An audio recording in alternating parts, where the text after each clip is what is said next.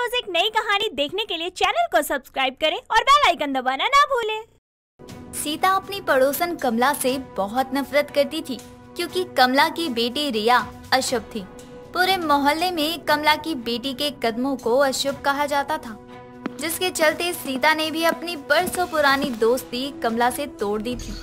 ऐसे ही एक दिन कमला के घर से लड़के वाले गुस्से में निकलते हैं। मोहल्ले में खड़ी विमला लड़के वालों में मौजूद एक कविता नाम की औरत से कहती है, अरे बहन क्या हुआ? आप तो कमला की बेटी को देखने आई थी ना, तो क्या हुआ? क्या बताए बहन, जब वो लड़की चाय देने आई हम सबके सामने तो अचानक चाय में छिपकली गिर गई और कुछ खाने को देने लगी तो अचानक से कहीं से कॉकरोच आ गए खाने में। बताओ, ऐसा अपशगुन तो संकेत है कि लड़की के कदम अच्छे नहीं है। फिर कैसे कर दूं अपने लड़के का रिश्ता? अब जिसके कदम ही अशुभ है उसके घर में, तो काम कहाँ पूरा होगा? ना जाने कौन सा होगा वो जिसके कर्म फूटे होंगे और ऐसी अशुभ कदमों वाली बहू आएगी उनके घर। सही कहा सीता बहन। कमला अपने घर के दरवाजे के बाहर खड़ी लोगों की बातें सुन रही थी और उसकी आंखों में आंसू थे। तभी उसके पास रिया आती है और कहती है, माँ माफ कर दो, मेरे कारण आज फिर से आपकी सबके सामने बेइज्जती हो गई। नहीं बेटा, इसमें तेरी कोई गलती नहीं है और दुनिया कुछ भी कहे, तू कोई अशुभ नहीं है, समझी? और देखना, तेरी शादी एक ऐसे घर में होगी जहाँ तेरी बहुत इज्जत होगी। कमला अपनी बेटी को संभालते हुए घर के अंदर ले जाती है। कुछ दिन गुजरते हैं।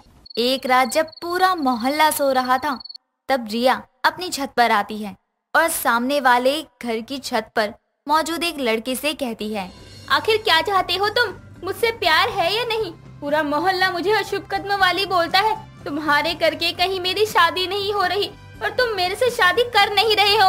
अरे मेरी जान, मैं बस जल्दी से अपनी माँ की राय जान लूँ तुम्हारे बारे में, बस फिर तो शादी की शहनाई बजेगी। तुम्हारी माँ मेरे से शादी करवाने के लिए मान गई ना, तो कयामत आ जाएगी। अच्छा ठीक है, मैं जा रही हूँ सोने। रिया नीचे चली जाती है सोने। दिन गुजरते हैं। कुछ दिनों बाद रिया को पंकज पास के ही एक मंदिर में बुलाता है, जहाँ पहुंचकर रिया पंकज से कहती है, क्या हुआ, मान गई आंटी हमारी शादी के लिए? नहीं, माँ के मन में तुम्हारे लिए कोना क्या 1 इंच जमीन भी नहीं है, इसलिए अब कोई रास्ता नहीं है, हम इसी मंदिर में शादी कर लेते हैं। लेकिन माँ को मैं क्या जवाब दूंगी कि मैंने उनकी दुश्मन के बेटे से शादी कर ली? और तुम्हारी माँ, वो तो मुझे बिना बहू बने अशुभ कदम वाली बोलती है। शादी के बाद तो मेरा जीना ही हराम कर देगी। अरे यार, जो होगा देखा जाएगा, अब वैसे भी और कोई रास्ता नहीं है। पंकज रिया को मनाकर मंदिर में शादी कर लेता है और दोनों पूरे मोहल्ले के सामने शादीशुदा जोड़े के जैसे आ रहे होते हैं। विमला जब ये नजारा देखती है तो उसके पैरों तले जमीन ही खिसक जाती है और वो भागकर सीता के पास जाकर कहती है, अरे सीता बहन कहाँ हो? गजब हो गया। तुम कहती थी ना कि कमला की बेटी जिसके घर में बहू बनकर जाएगी उसके कर्म फूट जाएंगे, तो अब कर्म तुम्हारे फूट गए, क्योंकि अशुभ कदमों वाली वो लड़की तुम्हारी बहू बनकर तुम्हारे बेटे के साथ आ रही है। क्या?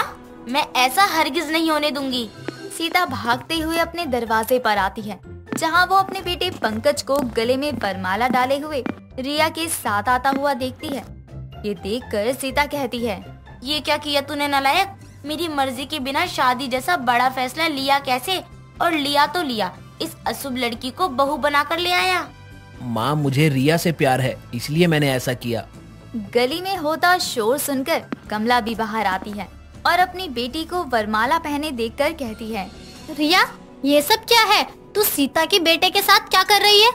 पहले खुद अपनी अशुभ बेटी को मेरे बेटे के पीछे लगवाया, अब बोलती है कि क्या कर रही है? तुझे पता था ना तेरी बेटी से कोई और शादी करेगा नहीं, इसीलिए पड़ोसन को ही फंसा लेती हूँ।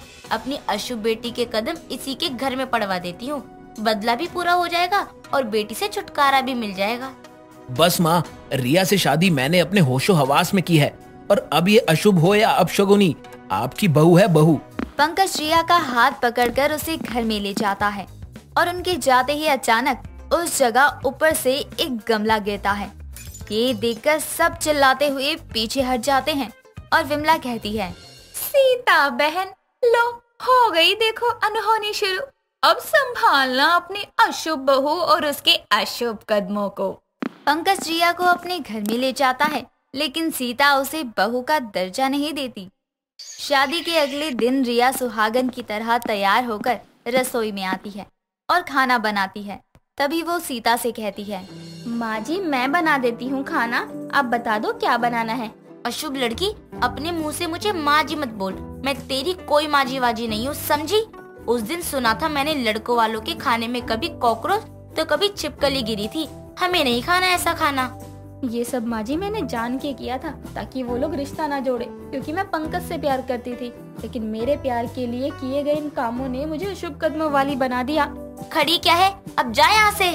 सीता ने इतना बोला ही था कि अचानक गैस तेज हो जाती है और उसका हाथ जलने से बचता है। ये देखकर सीता कहती है, देख ले, जहाँ तेरे अशुभ कदम पड़ेंगे वहाँ गलत तो होगा ही। अब जल्दी जा यहाँ से, कहीं मैं जल ना जाऊँ। रिया मायूस होकर वहाँ से चली जाती है। रिया को सीता अपनी बहू का दर्जा नहीं देती, लेकिन पंकज चाहता था कि रिया के साथ घर में बहू वाली सारी रस्में हुआ करें, जिसके चलते वो सीता को रिया की मुंह दिखाई के लिए मना लेता है। जहाँ मोहल्ले की सभी औरतें मुंह दिखाई की रस्म में आती है और तभी रिया भी तैयार होकर सबके बीच आती है। रिया के आने के बाद सीता कहती है, अरे विमला जा, तू ही शुरुआत कर दे इसकी मुंह दिखाई की। माफ करना सीता बहन, तुमसे अच्छी बोलचाल है, इसीलिए मैंने इस मुंह दिखाई में आना सही समझा। लेकिन इस अशुभ कदमों वाली बहू की मुंह दिखाई सबसे पहले मैं तो नहीं करूंगी। वैसे भी मोहल्ले में इसका चेहरा देखा तो हुआ है सबने। आंटी जी, आपकी बेटी ने भी पिछली गली के गौरव के साथ शादी की थी और उसकी सास ने भी मुंह दिखाई की थी। अरे आपकी बेटी को तो हमारा मोहल्ला क्या पूरा शहर जानता है। अरे फिर भी तो उसकी मुंह दिखाई में लोग गए थे ना। देख रही है सीता बहन, कैसे जुबान खुल रही है तेरे बेटे की। हाँ, तुम्हारे लिए मैं कर देती हूँ इसकी मुंह दिखाई की शुरुआत। विमला मुंह दिखाई के लिए अपनी जगह से जाने लगती है। तभी अचानक उसका पैर मुड़ जाता है और वो गिर पड़ती है। जमीन पर गिरकर वो दर्द से कहराते हुए कहती है, हाय राम रे, मेरा पैर टूट गया। अरे अच्छा खासा मना किया था कि मैं मुंह दिखाई शुरू नहीं करूंगी। कर दिया ना शुरू मेरा बुरा वक्त इस लड़की ने। इसकी तरफ बढ़ रहे कदमों को इसने तोड़ डाला। और क्या सबूत चाहिए इसके अशुभ होने का। अरे विमला संभाल। और पंकज तू, तेरी इस अशुभ कदमों वाली पत्नी को अब मैं कभी अपनी बहू नहीं मानूंगी। जहाँ इसके कदम पड़ते हैं वहाँ अशुभ चीजें होती ही हैं। बस माँ, रिया अशुभ नहीं है।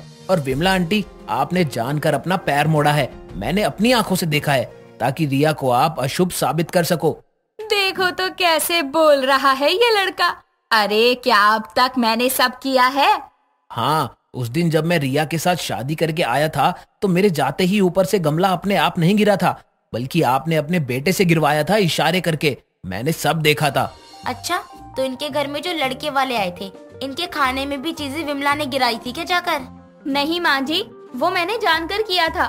मैं पंकज से बहुत प्यार करती थी, लेकिन मोहल्ले में ना जाने किस वजह से मेरे अशुभ होने की बातें फैल गई। फिर आपकी और माँ की दोस्ती खराब हो गई, तो ऐसे में मेरी माँ मेरी शादी करवाना चाहती थी, लेकिन मैं पंकज के सिवा किसी और से शादी नहीं करना चाहती थी। इसलिए मैंने खुद अपने घर आने वाले रिश्तों में कुछ न कुछ गड़बड़ की कि सबने मुझे सच में अशुभ कदमों वाली बोला। और उस समय तो मुझे फर्क नहीं पड़ा, लेकिन जब आप भी मुझे नापसंद करने लगी और अशुभ कदमों वाली का टैग मुझे पंकज से दूर करने लगा, तब मुझे इस चीज का डर लगने लगा। इसलिए मुझे रिया से शादी करनी पड़ी माँ। अब इसके लिए अगर आप मुझे इस घर से भी निकाल देंगी तो चलेगा। सारी बातें सुनकर सीता रिया की तरफ जाती है और उसको गले लगा लेती है। जो लड़की मेरे बेटे के लिए खुद को अशुभ कहलाने से पीछे नहीं हटी, वो मेरे बेटे के लिए गलत हो ही नहीं सकती। रिया बहू, मुझे माफ करना कि मैंने तुझे पहले नहीं अपनाया, लेकिन अब मुझे मेरी ये अशुभ कदमों वाली बहू से कोई शिकायत नहीं है। अपनी माँ का रिया को अपनाते देखकर पंकज खुश हो जाता है और अपनी माँ को खुशी से गोद में उठा लेता है। वहाँ मौजूद सभी लोग देखकर हंसने लगते हैं और विमला तो मुंह बनाकर वहाँ से चली ही जाती है, जिसके बाद सीता बहुत अच्छे से रिया की मुंह दिखाई करवाती है। दोस्तों, अगर आपको ये कहानी पसंद आई तो इसे लाइक करें, शेयर करें और कमेंट करके बताएं कि कहानी में आपको सबसे अच्छा क्या लगा।